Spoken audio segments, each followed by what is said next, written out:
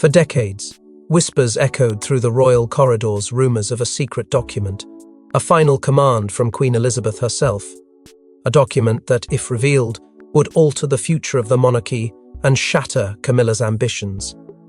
Now, with the emergence of long-suppressed papers, Princess Anne stands vindicated, and Prince George is catapulted into royal destiny. Before we go deeper into what this really means for the royal family, make sure to subscribe so you don't miss a single update. It began with silence. Princess Anne, often overlooked and rarely courted by the media frenzy surrounding other royals, had for years been the quiet backbone of duty and discipline. But after Queen Elizabeth's death, her demeanor shifted subtly. Her movements sharpened, and her schedule became irregular. Documents, previously locked away under royal order, had been unsealed. Not to the family at large, but to one person, Anne. Within them, a startling revelation. Personal holdings in Scotland, Balmoral, Birkhall, Delnadampf were not designated to the current monarch as expected. Instead, there were deliberate omissions, suspicious absences of Charles's name, and an envelope addressed cryptically, "Private Eyes Only." AS, that single set of initials sent shivers through the hierarchy. The monarchy had always operated under layers of secrecy, and succession was no exception. But whispers among staff suggested that Queen Elizabeth had long debated her Scottish legacy not merely in political terms, but in symbolic ones. Scotland was her sanctuary, her spiritual retreat, her ancestral bloodline. And when she looked to the future, she didn't see Camilla, nor even Charles, as the steward of that legacy. She saw the child who would carry the monarchy into the next century, Prince George. It wasn't just preference, it was protection. And Princess Anne, ever the loyal guardian, knew exactly what was at stake. Her visits to Balmoral, once routine and unpublicized, now drew subtle attention. She stayed longer, she made inquiries. She spoke to the legal custodians of the estates in tones that were firm and final. Something had changed, and those paying attention began to sense it. The air around Anne grew heavier with purpose. Inside the palace, the atmosphere shifted too. Private meetings were suddenly rescheduled. Certain members of staff, particularly those aligned with Camilla, found themselves sidelined. And the more Anne investigated, the more tension began to crackle between royal factions. No one quite knew when the Queen's private will had been drawn up or how far its implications reached. But one thing was certain, Anne was not chasing shadows. She was following instructions.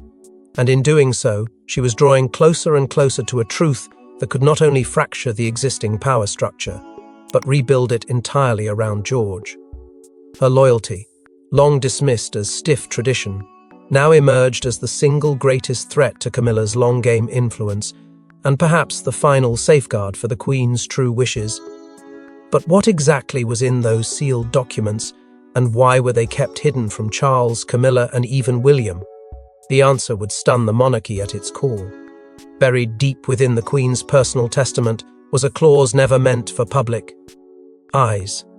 It named one heir to all Scottish holdings, not the monarch, not the consort, but a child, a symbol of the future. Prince George. And only one royal had the resolve to uphold this truth, Princess Anne. What Anne uncovered wasn't just a technicality, it was a bombshell. Inside the Queen's private directives, locked away from official channels and Crown Estate registrars, was a clause unlike any other. It bore the Queen's unmistakable handwriting, her signature deliberate and final. It bypassed the established succession norms and named, in unambiguous terms, Prince George as the sole heir to the monarch's personal properties in Scotland. It was a staggering move. The language was purposeful, even poetic. "To my beloved great-grandson George, in whom I see the true spirit of legacy, I entrust the lands of Scotland, not merely for inheritance, but for guardianship." This was no ordinary bequeathment. It was a passing of purpose, a torch lit for the next generation, igniting a firestorm among those who believed the Queen's will ended with her breath. Anne wasn't supposed to see it. The clause had been hidden in a collection of personal writings, unindexed and unreferenced in the official will. But through what palace insiders describe as a combination of intuition and intervention, Anne gained limited access to these writings under the guise of organizing posthumous tributes. What she found was a directive that challenged everything Camilla had positioned herself to control.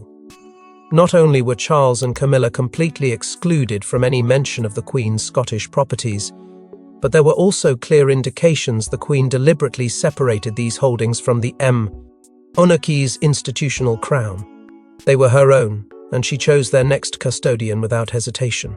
Once Camilla's aides caught wind of Anne's access, efforts were swiftly made to bury the clause.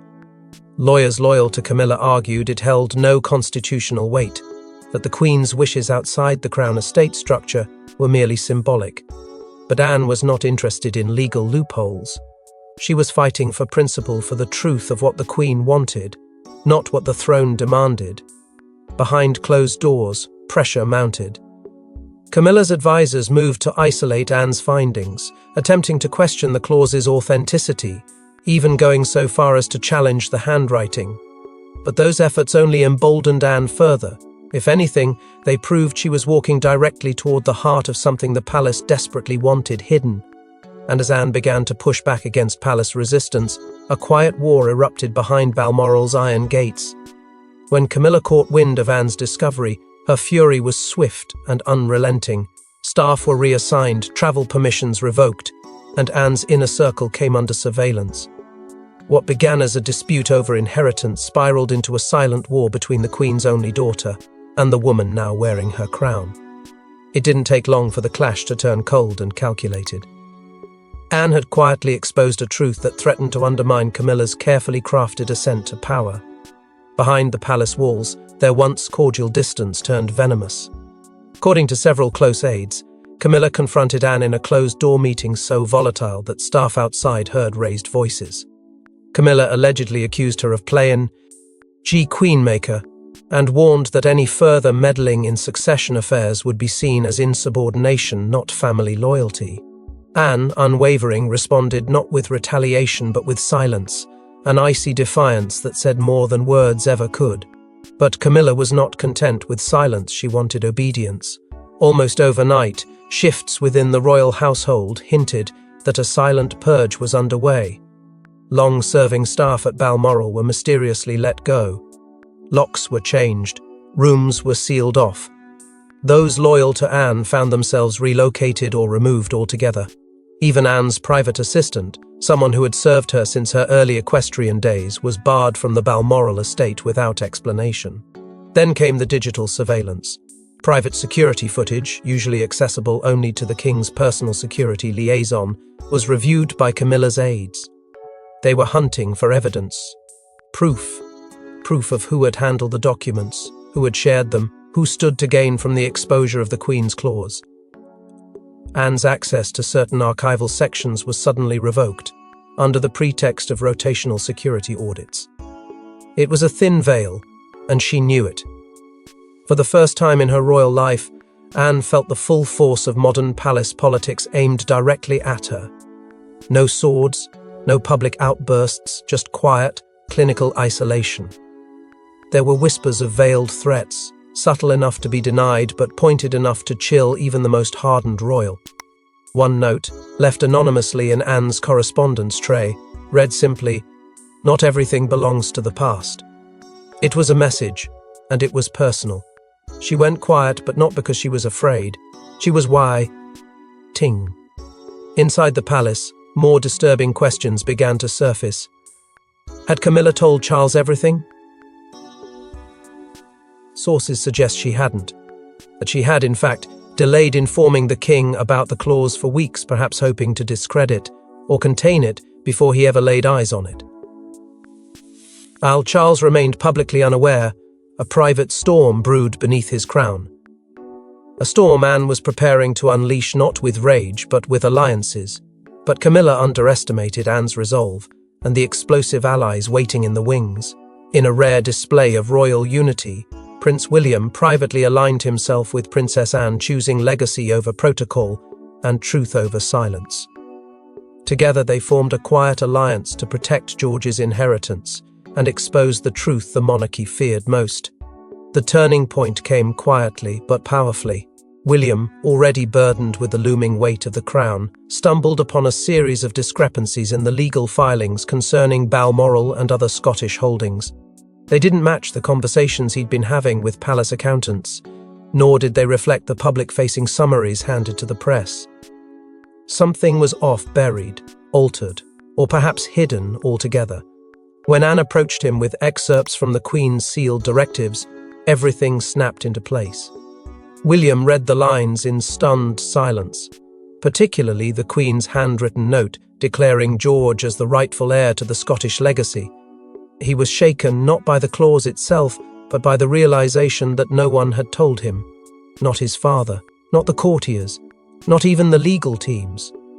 What Anne gave him wasn't just a copy, it was a cry for action. William, always cautious, had never stepped out of line publicly. But this time, duty overrode diplomacy. In a moment palace insiders would later describe as tense and devastating, William confronted Charles directly. Behind closed doors, the confrontation was said to have rattled the king to his core.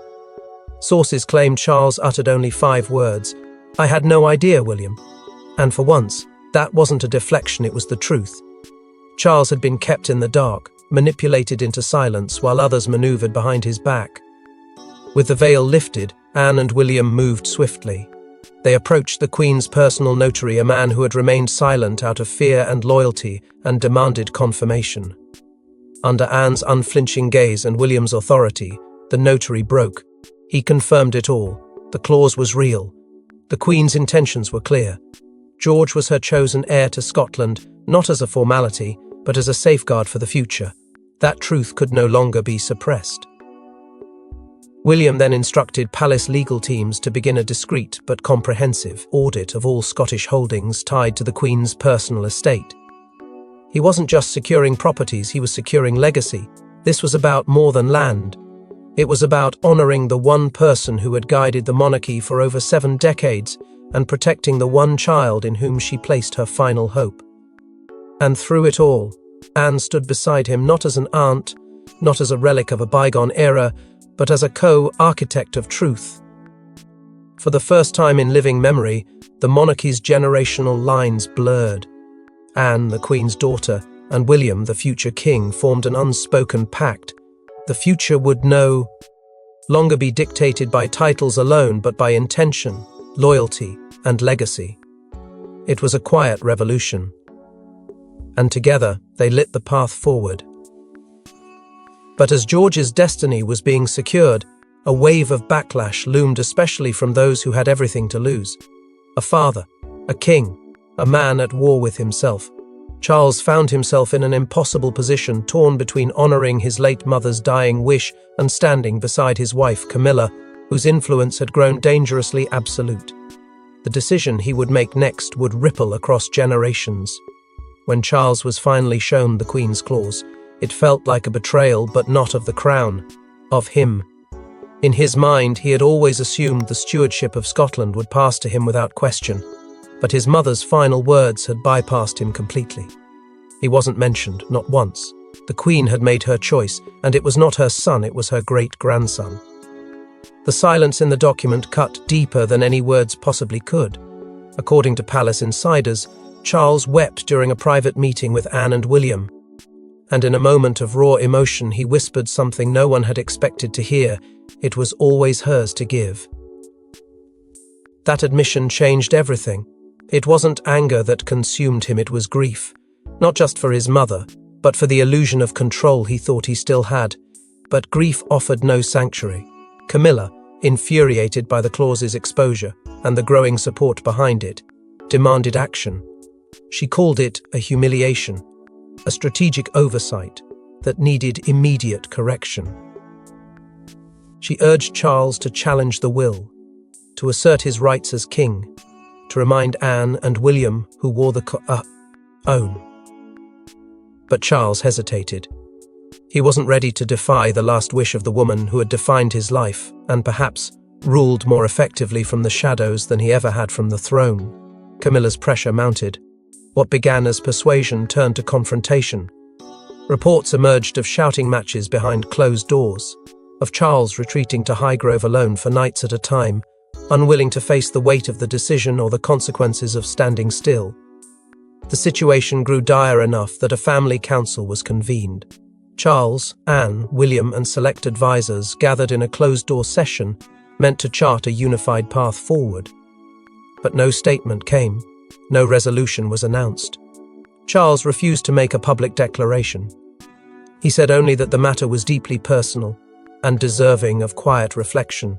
But in the absence of clarity, the tension only worsened. The monarchy had fractured, divided between those upholding the Queen's last words and those fighting to rewrite them. And at the heart of it all was a man torn between the mother he'd buried and the wife he now feared losing. It was a moment where inaction spoke volumes. The king stood still, frozen in conflict, while the storm swirled around him, but the vacuum left by his silence wouldn't last long. Because while Charles wavered, unsure of which path to take, Princess Anne made a move that would seal her legacy and silence all doubt. With palace whispers turning into national speculation, Princess Anne stepped into the spotlight. In a televised statement that stunned the world, she confirmed the Queen's final wishes and named George as the exclusive heir to Scotland's personal royal probe. Aughties! The nation gasped, and Camilla's silence spoke louder than words. It was a moment decades in the making. With the monarchy veiled in confusion and internal warfare, the public demanded clarity, and Princess Anne, never one to chase cameras or indulge in sentiment, rose to meet the moment with quiet, unwavering conviction. Standing before the gates of Balmoral, the estate she had fought to protect, she addressed the world not as a rebel or a royal agitator, but as the last guardian of the Queen's private truth. Her voice, steady with emotion yet resolute in purpose, pierced through the fog of palace secrecy. She spoke of her mother's bond with Scotland, of the Queen's deep belief that George, not the throne, should inherit its spirit. My mother believed that to protect Scotland, she said, we must entrust it to the future. That future is George. There were no apologies, no political calculus, only truth. The Queen's private clause, once rumoured and buried in doubt, was displayed in full view. Royal archivists authenticated it, matching ink samples, verifying seals, cross-referencing with the Queen's known handwriting. There was no longer any room for doubt. The words were hers. The intent was unmistakable. The public, gripped by this unfolding drama, turned their gaze to the gates of Scottish royal estates. Crowds gathered, laying flowers and banners with messages of support. Thank you, Anne. For Scotland, for the Queen, for George. Something seismic had shifted not just within the royal family, but in the people's hearts. Anne had done what no one else dared.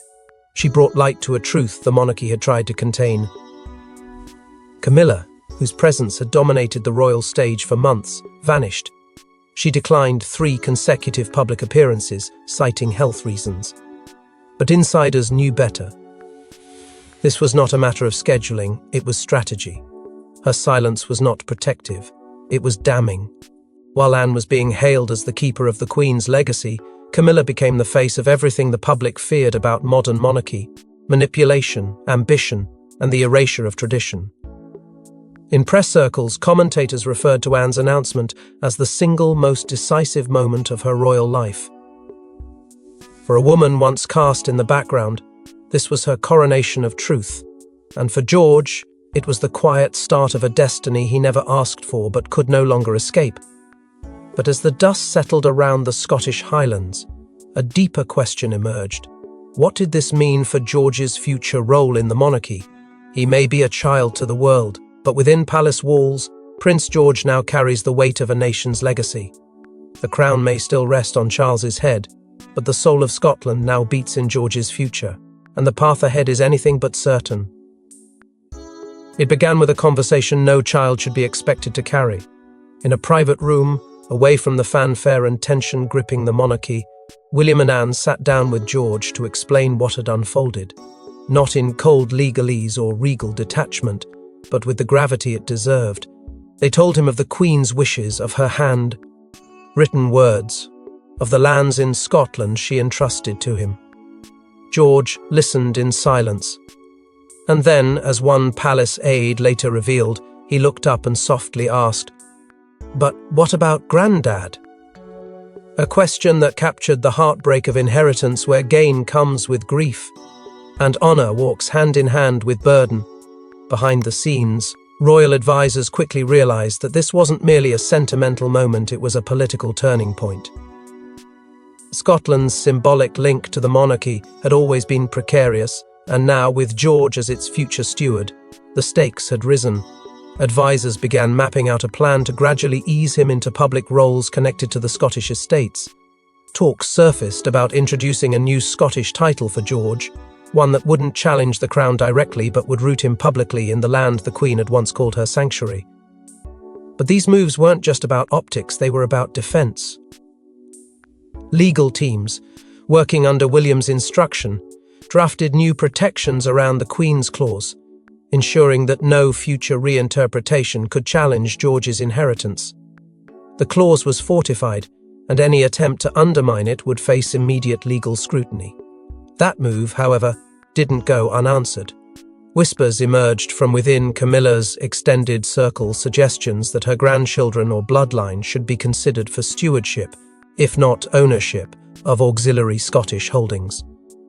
A formal counterclaim was allegedly prepared, but before it could be filed, it was dismissed by the Royal Legal Committee in its entirety. The decision was final. Scotland, as defined by the Queen's last wish, belonged to George. Public sentiment surged in George's favour. Polls showed a sharp increase in support for him, not as a future monarch, but as a bridge between the crown and the people. Where Charles struggled with acceptance, and William was viewed as dutiful but distant, George emerged as a blank slate, untainted, hopeful, and now chosen. For many, he represented renewal, the first breath of something that felt both sacred and new. But with that rising hope came a rising responsibility. And for a boy still learning the shape of his future, it was a destiny laid heavy with expectation. Yet the story doesn't end here, because buried within the Queen's documents was one final twist no one could have expected. Tucked behind the clause, folded in aged parchment, was a handwritten letter from Queen Elizabeth, not to Charles, not to William, but to her daughter Anne. A final goodbye, a final affirmation, and with it the validation Anne had waited her entire life to receive. The letter had been sealed with wax, bearing the Queen's personal insignia, and marked in a way only Anne would recognize. It was not meant for archival. It was not meant for history. It was meant for the woman who had walked beside her in silence, in strength, and in solitude. Addressed simply, "To my constant companion and fiercest shield," the Queen's words poured from the page with a clarity that no public proclamation could match. She thanked Anne not just for her service, but for her sacrifices, for being the daughter who never asked for spotlight, who never demanded recognition, but who carried the burdens others couldn't see. The Queen wrote, "You alone understood what duty means beyond the crown. You were never meant to rule. And yet you ruled over duty with more grace than any sovereign could." It was the kind of praise Anne had never received in life, but now, in death, the Queen had offered it without restraint. The letter didn't just comfort, it confirmed. The Queen explained her decision to entrust Scotland to George, but she named Anne as its guardian, not in title but in spirit. It was Anne's task to guide, to protect, and to ensure that the lands she so loved would never become tokens of political gain. "I have watched you all my life, Annie," the Queen wrote, "and I have seen in you the fire I once had, the fire to do what is right, not what is easy." She acknowledged the resistance Anne would face, the backlash, the loneliness, and yet she made it clear that no one else could carry this torch. Those who witnessed Anne reading the letter said she did so alone, seated at Balmoral, in the very place the Queen had spent her final summer. She wept not from pain but from release. For years she had endured being overlooked, sidelined, even questioned. And now, in these final words, she was seen. Completely. The last line of the Queen's letter was written with trembling ink, but its message rang like a bell. "You have always been my true north." A phrase that not only honoured Anne's unshakable compass but crowned her, in a way no coronation ever could. And so, while the crown may pass from head to head, it is hearts like Anne's that preserve the soul of the monarchy. Thanks for watching. Please don't forget to like and subscribe, and we will see you in next one.